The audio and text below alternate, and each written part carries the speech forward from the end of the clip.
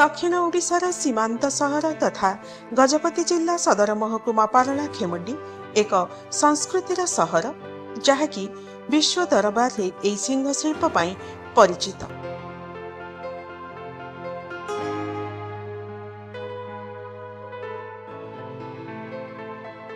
ओडिशा बाहर राज्य पंजाब, तमिलनाडु तथा काकीनाडा, कोलकाता और त्रिवेंद्रम प्रभृति सहरांचल में सिंहर अनेक सामग्री मेसीन जोगे तैयारी हेउतिले मध्य एही पारला खेमुंडीर हाथ तैयारी हेउथिबा सिंहद्रव्यर स्थान किंतु स्वतंत्र।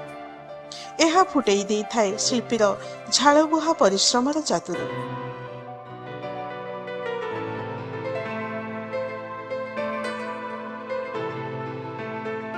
वर्षर जेकोसी दिन में यही कारीगर माने कार्यरत और हाथ में ही समस्त सिंह काम तैयारी करिथांते।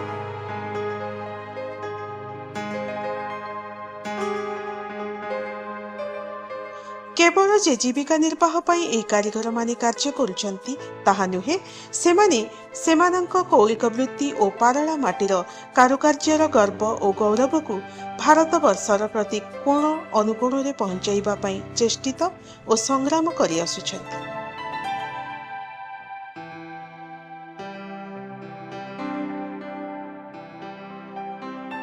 1835 मसीह पारला खेमुंडी रे स्थायी राजप्रसाद निर्माण हेबा समय गंजाम जिल्लार पित्तल कारीगर बेलगुंठा और कविसूर्य नगर आसीथिबा बढ़ई जातिर कारीगर को आर्थिक प्रोत्साहन दे एही सिंह तैयारीर विकास पाई पारलार गजपति राजवंश उत्साह प्रदान करथिले।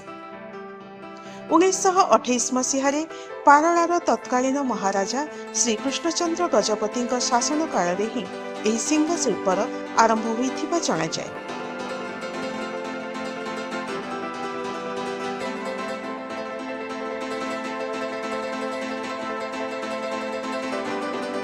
पारला खेमुंडी रे सिंह शिल्पर प्रतिष्ठाता भावे राव साहेब के.भी. अप्पाराव को ही ग्रहण करा जाय। सेतेबेले पारला महाराजा श्री कृष्णचंद्र गजपति प्रोत्साहन और श्री गौरहरि महाराणा कौशल क्रमे सिंह कार्यर विकास होई परिथिला।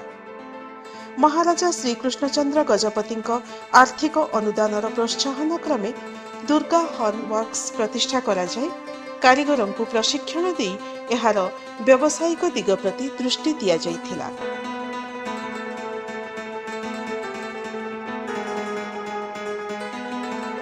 पूर्वे कंचामाल गजपति जिल्लार पार्वत्य अंचल समेत कोरापुट, कलाहांडी, नवरंगपुर जिला और पड़ोसी आंध्र प्रदेश काकीनाडा, अनकापल्ली, विजयनगरम और श्रीकाकुलम जिलांचल बहु कष्ट आमदानी हेउथिला। वर्तमान किंतु बहु कष्ट स्वीकार करी चढ़ा दर दे ऑर्डर करी आनिबाकु पड़ुछि।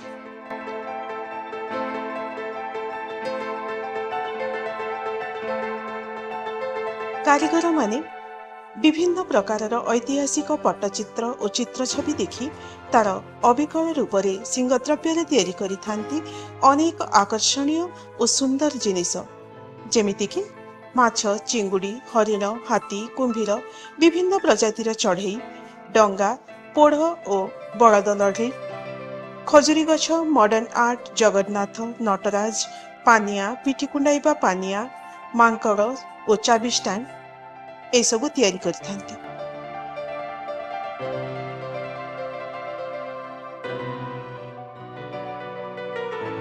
सिंह शिल्प जेतिकी प्राचीन सेतिकी कष्टसाध्य आउ सेतिकी सुंदर मध्य।